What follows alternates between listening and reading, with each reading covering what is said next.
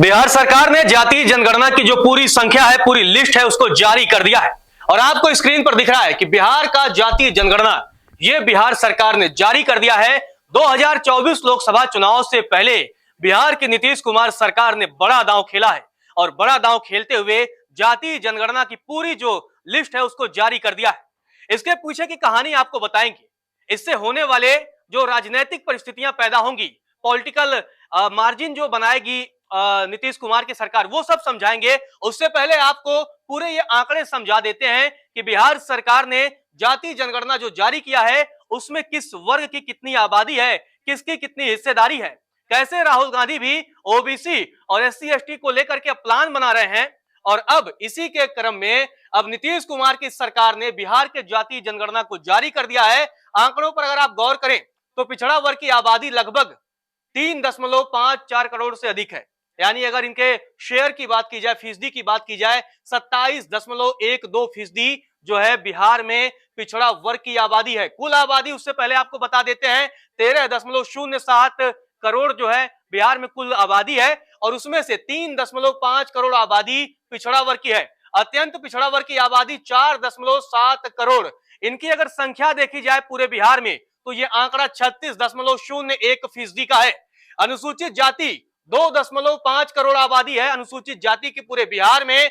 19.65% overall जो है वो अनुसूचित जाति यानी एससी की आबादी है। एसटी यानी अनुसूचित जनजाति की अगर बात की जाए तो इनकी आबादी 22 लाख है पूरे बिहार में और इनकी जो संख्या है वो 1.68% है। जबकि सामान्य वर्ग, इसमें ब्राह्मण, राजपूत, कायस्थ और वैश्य बनिया तमाम वर्ग आते हैं, इनमें जो आबादी है 2.02 करोड़, यानी 2 करोड़ से अधिक सामान्य वर्ग की पूरे बिहार में आबादी है। 15.53% हिस्सेदारी है। अब ये आप आंकड़े देखिए, इसको अब समझाते हैं, एक्सप्लेन करते हैं कि किस तरह से 2024 लोकसभा चुनाव से पहले बिहार की नीतीश कुमार सरकार ने ये बड़ा दांव खेला है। क्योंकि आप देखेंगे कि जब इंडिया गठबंधन की बैठक चल रही थी उसके बाद से अब जो है कांग्रेस ने भी योजना बना ली है कि राहुल गांधी भी मांग कर चुके हैं जिसकी जितनी हिस्सेदारी, जिसकी जितनी भागीदारी उसकी उतनी हिस्सेदारी। जी हाँ, राहुल गांधी भी अब इसी फॉर्मूले पर चल रहे हैं और राहुल गांधी भी अब केंद्र की मोदी सरकार से जातीय जनगणना को लेकर के सवाल पूछ चुके हैं और वो कह चुके हैं कि आखिर मोदी सरकार जातीय जनगणना से डरती क्यों है। लेकिन अब बिहार की नीतीश कुमार सरकार ने ये आंकड़े जारी कर दिए हैं। अब ये आंकड़ों पर आप गौर करें, अगर ओबीसी वर्ग की आबादी यानी पिछड़ा वर्ग और अत्यंत पिछड़ा वर्ग को अगर आप देखेंगे तो ये आबादी लगभग 63% से अधिक है। यानी पूरे बिहार में जो ओबीसी की आबादी है वो 63% से ज्यादा है। ऐसे में यही आबादी, माने इसी आबादी का जो वोट बैंक है वही डिसाइड करेगा कि राज्य में किसकी सरकार बनेगी। और जब 2024 में लोकसभा के चुनाव होंगे उस समय सभी लोकसभा सीटों पर भी यही यानी ओबीसी मतदाता ये 63% जो आबादी है ये बड़ा रोल निभाएगी। इसका जो फैक्टर होगा वो काफी बड़ा रहने वाला है। क्योंकि अक्सर ये जो विपक्षी गठबंधन इंडिया बन के तैयार हुआ है वो अब जो है लगातार जातीय जनगणना को वो मुद्दा बनाते जा रहा है। अब इसका लाभ कितना मिल पाएगा ये तो आने वाला वक्त बताएगा, लेकिन उससे पहले बिहार सरकार ने ये आंकड़े जारी कर दिए हैं जिसमें आप देखेंगे कि 63% जो आबादी है, 63% से अधिक जो आबादी है वो अत्यंत पिछड़ा वर्ग और पिछड़ा वर्ग का मिला करके है। जबकि आप सामान्य वर्ग को आप देखेंगे तो इनकी आबादी 15.53% है। अनुसूचित जाति की जो आबादी है वो 2.5 करोड़ है।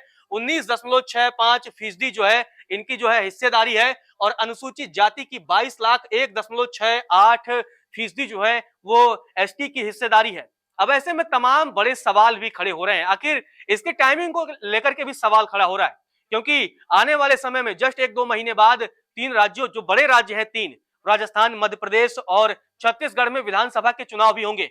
हो सके ऐसे समय में जब पार्टियां अपना मैनिफेस्टो तैयार करेंगी तो उसमें अब जातीय जनगणना की वो वकालत करें और जातीय जनगणना को लेकर के भी तमाम वो वादे कर दें जिस तरह से बिहार में नीतीश कुमार की सरकार ने किया है। एक लंबे समय से इस पर बहस भी छिड़ी हुई थी सियासी पार्टियों के बीच।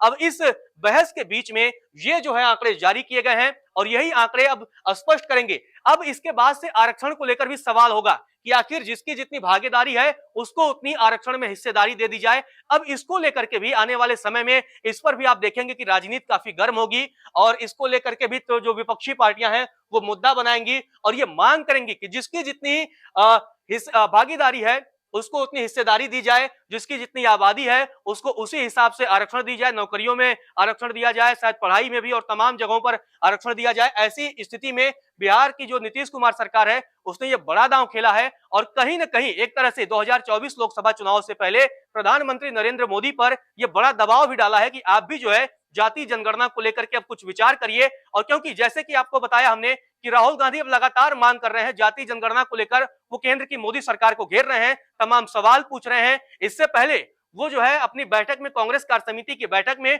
ओबीसी और एससी एसटी को लेकर तमाम रणनीतियों पर वो दांव पेच चल चुके हैं, जिसके जरिए जो है 2024 के लोकसभा चुनाव में ओबीसी और एससी एसटी वर्ग के जो मतदाता हैं उनको अपने पाले में खींचा जाए। चलिए ये आंकड़े आपको एक बार फिर से समझा देते हैं, बता देते हैं कि बिहार में किसकी कितनी आबादी है। 3.54 करोड़ जो है आबादी वो पिछड़ा वर्ग की है, इनकी जो हिस्सेदारी है वो 27.12% है। अत्यंत पिछड़ा वर्ग की जो आबादी है 4.7 करोड़ है, 36.01% इनकी हिस्सेदारी है। अनुसूचित जाति की 2.5 करोड़, 19.65% इनकी हिस्सेदारी है।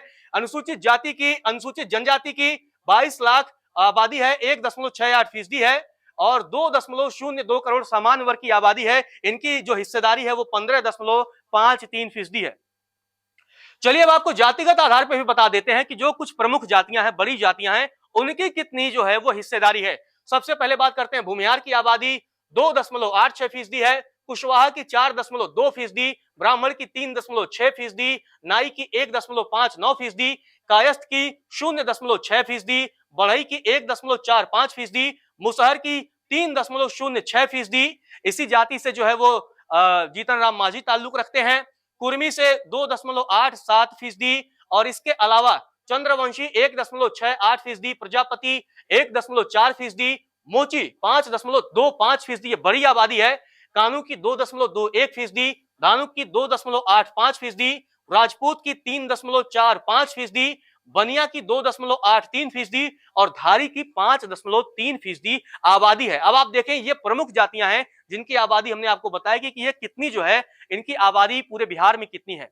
अब सवाल यही है कि अब जातिगत आधार पर यह स्पष्ट हो चुका है कि बिहार में कौन सी जाति की, जो किस जाति की संख्या कितनी है। अब इसी संख्या के हिसाब से अब राजनीति होगी और 2024 से पहले अब इंडिया गठबंधन कांग्रेस की अगुवाई में, राहुल गांधी की अगुवाई में केंद्र की मोदी सरकार पर दबाव डालेगी कि आप भी जाति जनगणना को लेकर कोई ठोस कदम उठाइए, क्योंकि अब कांग्रेस की भी कोशिश है, इंडिया गठबंधन के तमाम पार्टियों की कोशिश है कि जातिगत आधार पे, वर्ग के आधार पे जो बीजेपी को है वो कहीं ना कहीं पीछे ढकेला जाए, ओबीसी की बात की जाए, क्योंकि बिहार में आप देखेंगे कि ओबीसी की आबादी 63% से अधिक है। ऐसे में एक बड़ा वोट बैंक है। अगर ये वोट बैंक अगर आपके तरफ आ जाता है तो निश्चित तौर पे जिस पार्टी की तरफ ओबीसी वोट बैंक झुकेगा उसको सत्ता मिलना आसान हो जाएगा। और अगर साथ में ही एससी और एसटी का भी समर्थन मिल जाता है, ऐसी परिस्थिति में उस पार्टी के लिए राह जो है वो आसान हो सकती है। इसीलिए बिहार में जब अब जो जाति जनगणना जारी की गई है उसकी टाइमिंग को लेकर के भी ये बड़ी राजनीति है, क्योंकि लोकसभा चुनाव में भी अब ज्यादा वक्त नहीं बचा है। ऐसी स्थिति में इस बार बिहार में जाति जनगणना के जरिए विपक्षी पार्टी, विपक्षी गठबंधन ने, नीतीश कुमार की सरकार ने मोदी को घेरने के लिए एक ब्रह्मास्त्र चल दिया है। अब उस ब्रह्मास्त्र का जवाब केंद्र की मोदी सरकार कैसे देती है ये तो आने वाला वक्त ही बताएगा। नमस्कार, मैं हूं मानक गुप्ता। अगर आपको हमारा ये वीडियो पसंद आया हो तो इसे लाइक और शेयर जरूर करें और हां, हमें सब्सक्राइब और फॉलो करना ना भूलें ताकि आप देश और दुनिया की कोई खबर मिस ना करें। तो जुड़े रहिए हमारे साथ और देखते रहिए न्यूज़ 24।